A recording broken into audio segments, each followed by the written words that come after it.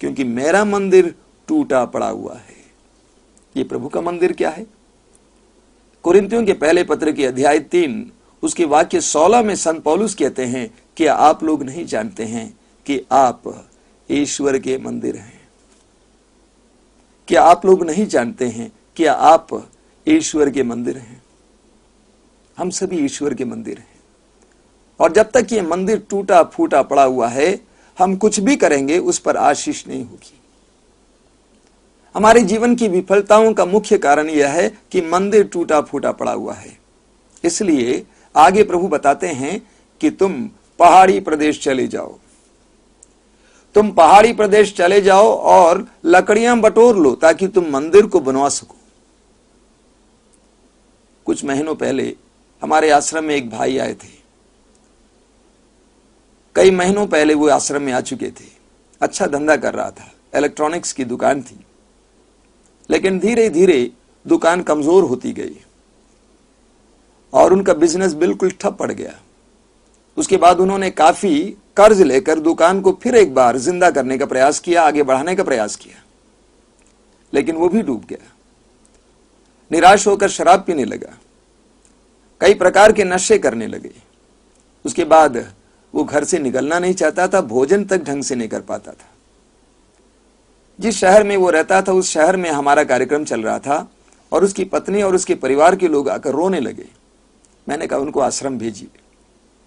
ईश्वर को धन्यवाद कि वो भाई आश्रम आए और करीब 2-3 महीनों तक आश्रम में रहे। इन 3 महीनों में लगातार प्रभु के सामने बैठने से, प्रभु के वचनों को पढ़ने से उस भाई को इस बात का एहसास हुआ कि मेरे जीवन में किन किन कारणों से विफलताएं आई हैं। प्रभु के सानिध्य में बैठने से उनको इस बात का पता चला कि मैं अपने जीवन को किस तरह सफल बना सकता हूं। 3 महीनों के बाद जब वो घर गए, उस भाई ने मुझसे कहा कि मुझे समझ में आ गया है, प्रभु ने मुझे सिखाया है। तो प्रभु कहते हैं तुम पहाड़ी प्रदेश चले जाओ। पहाड़ी प्रदेश चले जाने का अर्थ क्या है? अपने कामकाज को छोड़कर प्रभु के सानिध्य में चले जाना। अब इस्यास नबी के ग्रंथ के अध्याय 2 उसके वाक्य 3 में इस प्रकार पढ़ते हैं, आओ हम प्रभु के पर्वत पर चढ़ें, याकूब के ईश्वर के मंदिर चलें, जिससे वह हमें अपने मार्ग दिखाए और हम उसके पथ पर चलते रहें। बहुत सुंदर वचन है। प्रभु अपने वचन में कहता है आओ हम प्रभु के पर्वत पर चढ़ें। मेरे प्रिय मित्रों, हमारी समस्याओं में हमें ईश्वर के पर्वत पर चढ़ना होगा, ईश्वर के सानिध्य की ओर जाना होगा। हम बाइबल में पढ़ते हैं कि जब मूसा नबी इस्राएली जनता को लेकर मिस्र देश से अपने देश की ओर आ रहे थे, उनको मार्ग में कई प्रकार की समस्याओं का सामना करना पड़ा। उनको पीने के लिए जल नहीं मिलता था, खाने के लिए उनके पास भोजन नहीं था। उन सारे क्षणों में वचन में बताता है कि मूसा नबी प्रभु के पर्वत पर चढ़े, प्रभु के सानिध्य में गए, उनसे पूछने के लिए, उनसे मदद मांगने के लिए, उनसे समाधान ढूंढने के लिए। हम सुसमाचार में पढ़ते हैं कि प्रभु यीशु मसीह पर्वत पर प्रार्थना करने के लिए जाया करते थे, निर्जन स्थानों में प्रार्थना करने के लिए जाया करते थे। हमारे जीवन की सफलता के लिए यह अनिवार्य है। तो प्रभु का वचन कहता है आओ हम प्रभु के पर्वत पर चढ़ें, जिससे वो अपने मार्ग हमें दिखाएं और हम उनके पथ पर चल सकें। ईश्वर के पथ पर चलने से हमें सफलता मिलती है। उसके लिए हमें ईश्वर के मार्ग जानना जरूरी है। हमें ईश्वर के मार्ग जानने के लिए ईश्वर के सानिध्य में जाना अनिवार्य है। इस दुनिया में बहुत सारे लोग उपाय ढूंढते हैं, वे प्रभु के पर्वत पर चढ़ने के लिए तैयार नहीं है, प्रार्थना करने के लिए तैयार नहीं है, साधना करने के लिए तैयार नहीं है। मैं अपने छोटे भाई का उदाहरण देता हूं। मेरा सबसे छोटा भाई अपने आईटीआई की पढ़ाई करने के बाद चेन्नई शहर में काम करने के लिए गया। कुछ वर्ष तक वहां पे काम करता रहा, लेकिन उसको आवश्यक मात्रा में धन नहीं मिलता था और वो चाहता था कि ज्यादा धन कमाए। जिन लड़कों के साथ मेरा भाई रहता था वे फिल्म इंडस्ट्री में काम करते थे। वे मेरे भाई से बोलने लगे कि अगर तुम ज्यादा धन कमाना चाहते हो तो फिल्म का निर्माण करो, और मेरे भाई उनके वश में आ गए। उसने बहुत धन इकट्ठा किया, कई लोगों से कर्ज लिया और फिल्म का निर्माण किया, लेकिन फिल्म पिट गई और उसके सारे दोस्त भी उससे हट गए। मेरा भाई फिल्म इंडस्ट्री से हटा नहीं। उसने सोचा धन वापस दिलाने के लिए यही एक मार्ग है। धीरे धीरे उसने गंदी फिल्मों का वितरण करना शुरू किया। जब हमें इस बात का पता चला तो हम लोगों ने उसे बताया कि बेटे, ये तुम्हारे लिए अच्छा नहीं है, ये प्रभु की दृष्टि में अप्रिय है। लेकिन मेरे भाई उस बात को मानने के लिए तैयार नहीं थे। 2-3 वर्ष तक फिल्म इंडस्ट्री में यह कार्य करता रहा। कुछ दिनों के बाद ईश्वर की कृपा हुई, उसको अपने जीवन का एहसास हुआ, अपनी गलती का एहसास हुआ और एक साधना केंद्र में प्रभु का वचन सुनने के लिए गया। 7 दिनों तक वो प्रभु का वचन सुनता गया और प्रभु के वचन को सुनने से उसको प्रभु के मार्ग का पता चला और वहां पर उसने तय किया कि मैं इस जगह से हटूंगा, इस काम से हटूंगा और दूसरा काम ढूंढूंगा। अपने वचनों के द्वारा प्रभु ने मेरे भाई को अपने मार्ग का ज्ञान दिया और प्रभु के पथ पर चलने के लिए उसे साहस प्रदान किया, शक्ति प्रदान की, कृपा प्रदान की। मेरे भाई ने फिल्म इंडस्ट्री को छोड़ा और विदेश में जाकर काम करना शुरू किया, विवाह किया और अपने जीवन को आगे बढ़ाया। मेरे प्रिय मित्रों, प्रभु का वचन कहता है, आओ हम प्रभु के पर्वत पर चढ़ें, उसमें हमारा कल्याण है। हमें ईश्वर के मार्ग के बारे में जानना होगा, ईश्वर के पथ पर चलना होगा और वो सफलता का पथ होगा। आइए हम प्रार्थना करें।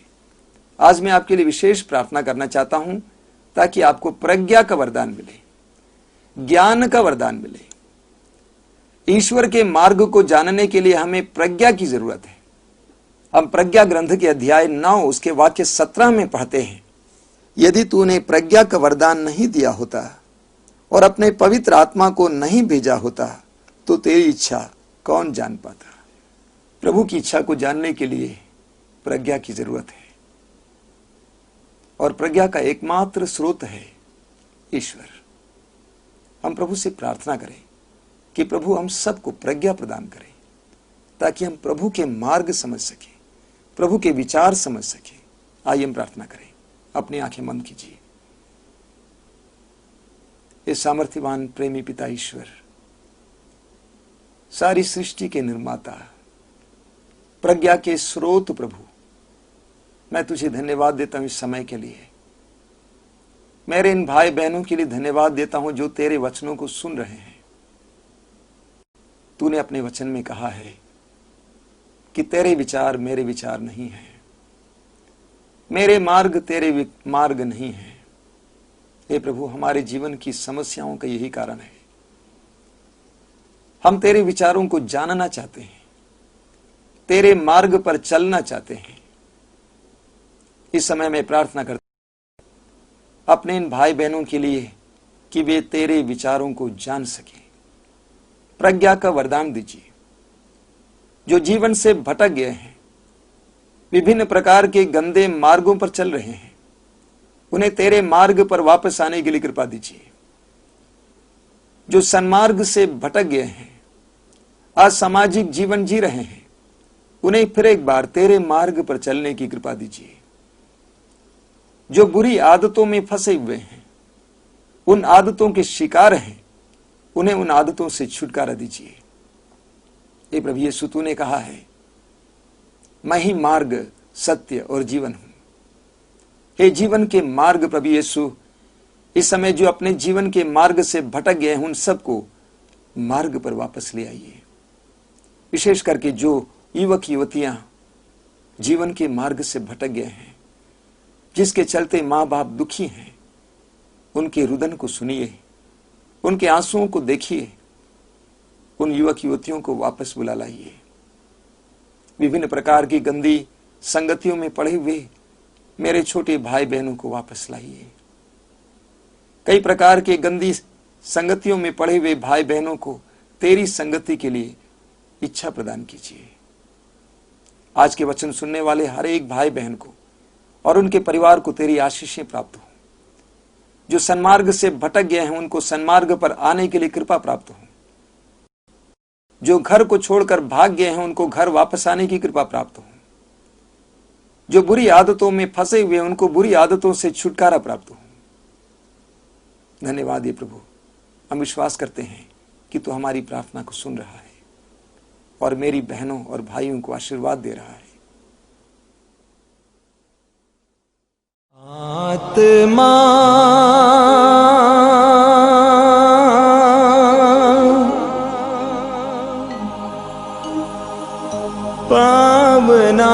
पावनात्मा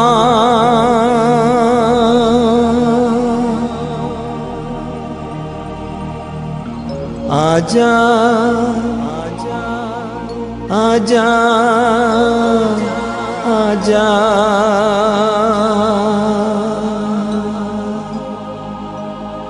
प्रेम के आत्मा शांति के आत्मा